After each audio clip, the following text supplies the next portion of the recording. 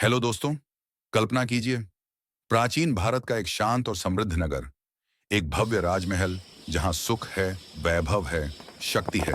लेकिन उसी महल में एक राजकुमार है, वर्धमान। सब कुछ होने के बावजूद उसके मन में एक ही सवाल गूंजता रहता है, दुख का अंत कैसे हो। यही राजकुमार आगे चलकर कहलाए भगवान महावीर, जैन धर्म के 24वें और अंतिम तीर्थंकर।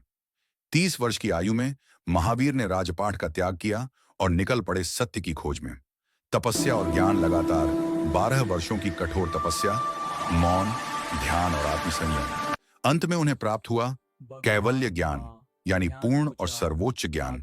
और यहीं से शुरुआत होती है जैन धर्म के मूल संदेश की। जैन धर्म के मूल सिद्धांत, एग्जाम पॉइंट। जैन धर्म का आधार है पंच महाव्रत: अहिंसा, मन, वचन और कर्म से किसी भी जीव को कष्ट न देना, सत्य, हमेशा सच बोलना, अस्तेय, चोरी न करना, ब्रह्मचर्य, संयमित और अनुशासित जीवन, अपरिग्रह, आवश्यकता से अधिक संग्रह न करना।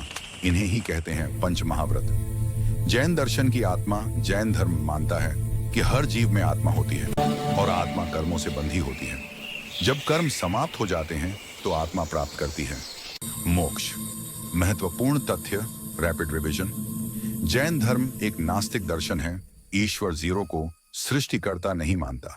इसके दो प्रमुख संप्रदाय हैं: श्वेतांबर दिगंबर प्रमुख ग्रंथ, आगम ग्रंथ, प्रतीक, चिन्ह, हाथ में चक्र, और अहिंसा, एंडिंग हुक। भगवान महावीर कहते हैं दूसरे को चोट पहुंचाना वास्तव में स्वयं को चोट पहुंचाना है। और यही है जैन धर्म की सबसे बड़ी शक्ति: अहिंसा, करुणा और आत्मसंयम।